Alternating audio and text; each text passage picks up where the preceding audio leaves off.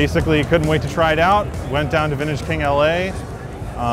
They hooked us up with a completely blind 4-converter shootout. We just used the B2 in that shootout, not the Mothership, which we ended up going with. Obviously, you know, basically the results spoke for themselves, and it's just an unbelievable piece of gear. It's incredible.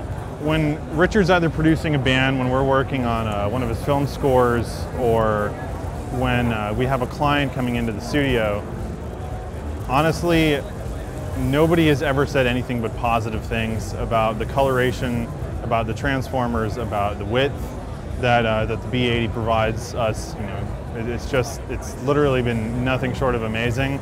We were actually in the middle of a film score project when we did our installation. I was a little bit worried about it because we were thinking about installing a little bit earlier before we started the project, or maybe waiting until after, so it didn't, you know, kind of affect anything. But we were early enough in that I was like, you know what, screw it, let's just go for it, let's put it in and see what happens. And honestly, we had about 6 to 7 minutes of music recorded for this film. Once we heard what the transformers in the B80, what our A to D was really bringing to, you know, our project, because again, film score, we're stacking tracks on tracks on tracks. There's huge track counts. We're talking like 200 tracks for one of our biggest cues. I was just like, we got to go back to the beginning and re-record. And honestly, that's what we did. I ended up sending back MIDI through the piano, re-recording it through, through our new Burl rig, and it was just unreal. It's amazing. First and most obviously, because it was, you know, we discussed it at length. It was Ryan Tedder was in our at the Woodshed producing U2 and their latest record that everybody with iTunes got. But yeah, I mean, his engineer Joe Zook, who's a mixer but was engineering for Ryan in this instance. The first thing he said again was like, "Wow, it's a little colored." As soon as he came in, he started listening to his reference mixes.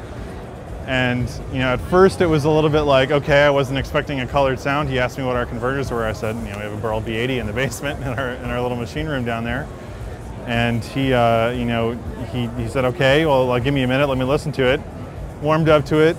You know, it's like, okay, this is cool. I'm in a new space. I love it, but I don't know how Ryan's going to feel about it. Ryan comes in, first thing he says, this is incredible. Like, what am I listening to?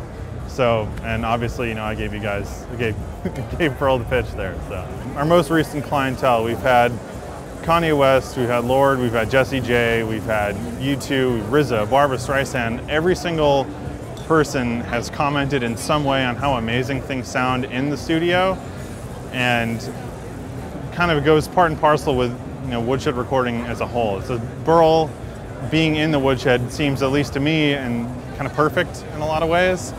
We have a smaller boutique operation, but nothing but the most high-end clients in the industry. And for that, I couldn't really think of a better way than to have kind of a smaller boutique company being represented in our A to D. Like, that's really all I got.